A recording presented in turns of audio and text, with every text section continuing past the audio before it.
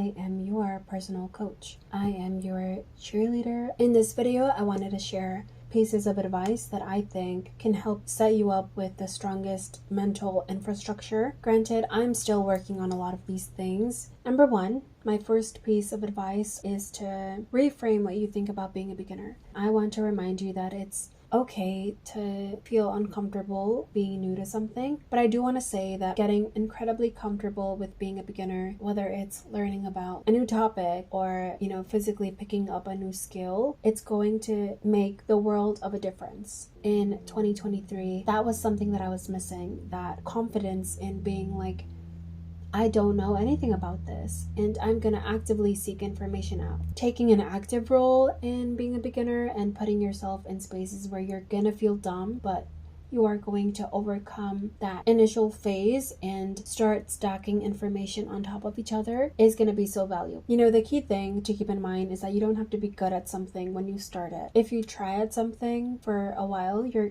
inevitably going to get good at it. There's this concept that I have of raising the baseline for yourself, raising the standard of what it means to be you. So the way that we kind of get better as whole people is by focusing on what we're missing. You can focus on what you're already a natural at and good at and hone that, but you just 10 times your power if you focus on what you know would strengthen yourself as a whole. So number two, the next kind of mental mode that I think has been very helpful for me, thinking of my life as a business. So who is the CEO of your business? It's you. If you guessed yourself, then you guessed right. A good company knows what it stands for. It knows what it doesn't care for. It knows where it's headed, aka their vision, what it has to do day in and day out to make that vision happen, the values that it uses as a compass to make a decision. It knows who it wants to partner with and collaborate with. It knows who it definitely doesn't want to associate itself with. It has a wish list for the future in terms of projects and ideas that are sitting in a parking lot. So the same way that a good company has all of that, we need that for yourself. If not, your energy is going to be all over the place. You're going to have to know what you're working with, both in resources and your time and your energy, but then also your own internal desires, what do you actually want out of your life. So having that written down either physically or digitally is going to be very helpful. In another video I said that I was not a spreadsheets girly, but you know what, I have made the executive decision to adopt more spreadsheets into my life. I have a grocery list in a spreadsheet because sometimes you forget. I have everything written down somewhere.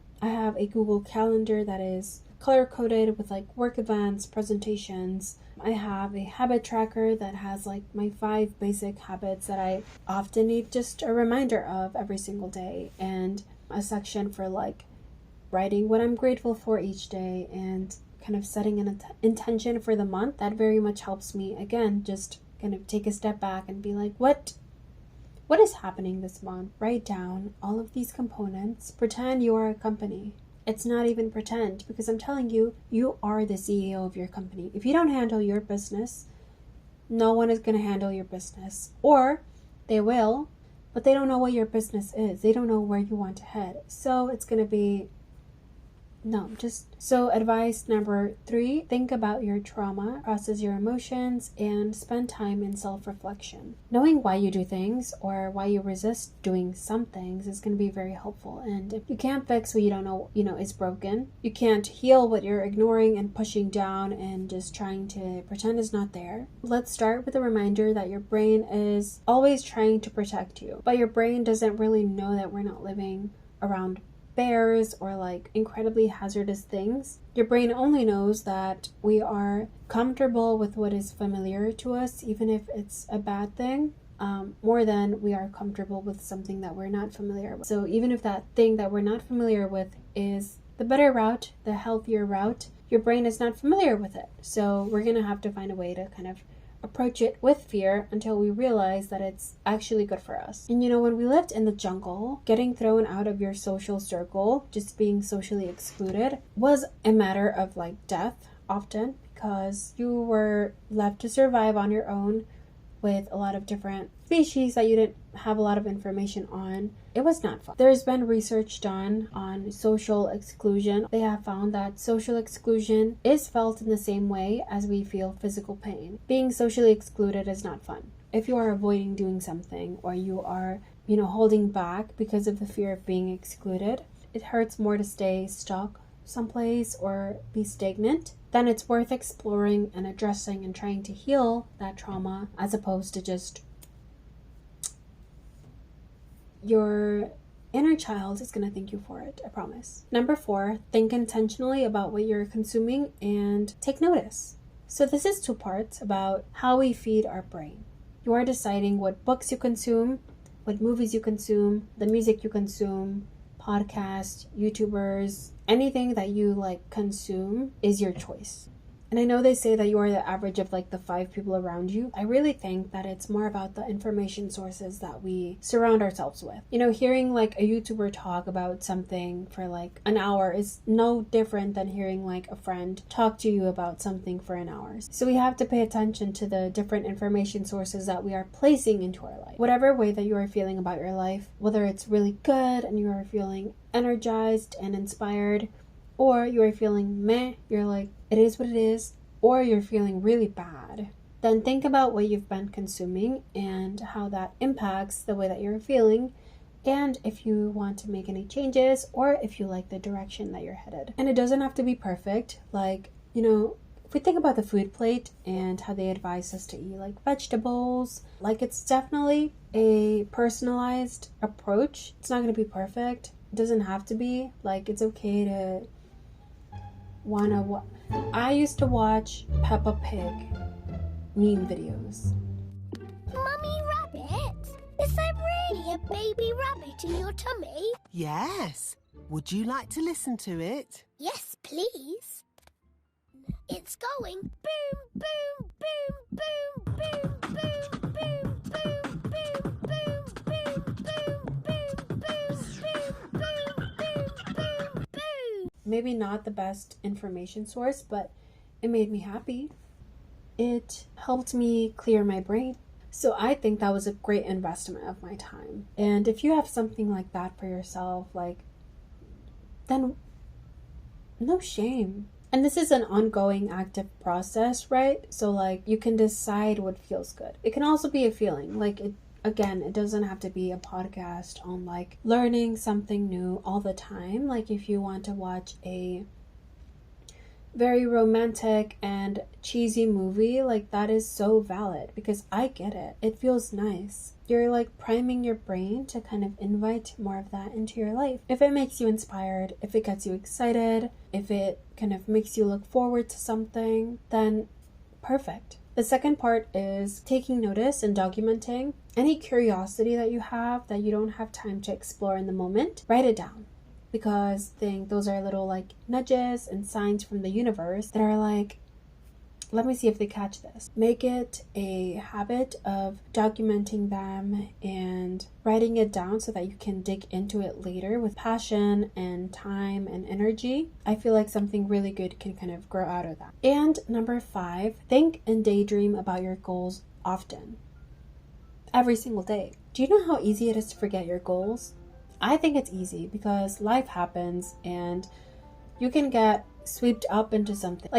Your brain is kind of subject to a lot of different stimuli in your environment, but it is up to you to kind of bring yourself back to this mission and this vision that is going to fuel every single step that you take. Find a way to visually place your goals in your environment, either digitally or physically. Make a vision board. You can do this on Pinterest. I have my entire Pinterest is just like my vision board. You can create a little wallpaper for your computer so that every time you open up, oh my god, that's what I'm working towards. Vision boards are important because they are a visual representation of your goals. They provide you with a tangible representation of your aspirations. They help foster clarity and motivation, cultivate a focused mindset to making your dreams a reality. There is a neuroscientist called Tara Swart. They said that looking at images primes the brain to grasp opportunities that may otherwise go unnoticed. The brain has a process called value tagging, which imprints important things onto your subconscious and filters out unnecessary information. Another reason for visualizing your goals is that using a vision board can help you become more willing to take action achieving your goal. Using a vision board can help you become more willing to take action towards a goal because your brain is scared of the unfamiliar, but how do we make something familiar if we don't have it yet? A picture and the power of your brain is the next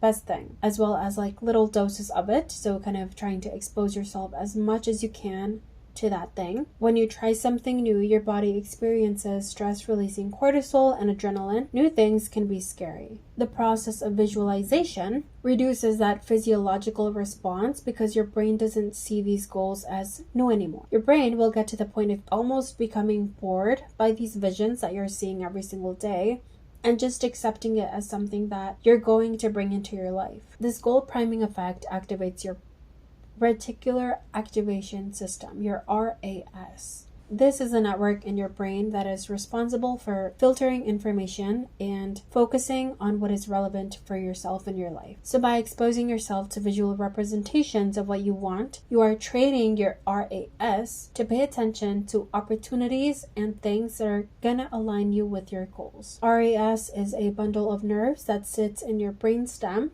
It regulates consciousness and motivation, and it's able to control information in your environment, so any stimuli that you are aware of, so that you're going to be motivated to act in a certain way. So why is this important? For survival, because we don't want to die. At any given time, your brain doesn't need all of the information in your room. Like, imagine if I'm doing this video, but at the same time, I am paying attention to processing this painting of Tom and Jerry, which I did actually. It's so cute, actually.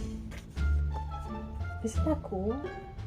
Exactly. So your brain shouldn't be processing every single piece of information in your environment, because that would be very bad for survival. If your RAS says, I hate exercise, your brain is not going to get you to the gym, because your RAS is like, she hates exercise. Like, why am I going to get her to the gym? She hates that place. No. If anything, if you get me to the gym and my RAS doesn't like to work out, then my RAS is going to be looking for information in the environment about how much I hate working out. Now, to fix this, you have to train your RAS. And in this case, it would be like, I love exercise, I love working out. How can I make this an enjoyable thing for myself? And that is called cognitive reinforcement. I guess all of that summed up very quickly. Number 1, get clear on your goals. Spend time reflecting on what it is that you want. And number 2, choose visuals that evoke an emotion. Number 3, make it visible. You have to see it. If you hide it, then are your goals a joke? And number 4, regularly reflect. So like, you don't set a strategy and never come back to it. Revisit and check in with yourself and see if it still resonates. That is the end of this video. Thank you so much for watching. Again, I am your cheerleader. I hope you learned at least one new thing today. Yeah, so I'm gonna go eat now because I'm very hungry. Thank you so much for hanging out. If you have any questions for me, let me know. Talk to me. I'm a person. Okay. I'll see you. Bye. Slowly kisses passing by the river. I've been missing your strawberry kiss. Hey guys, it's me. Just wanted to remind you not to give up on your dreams.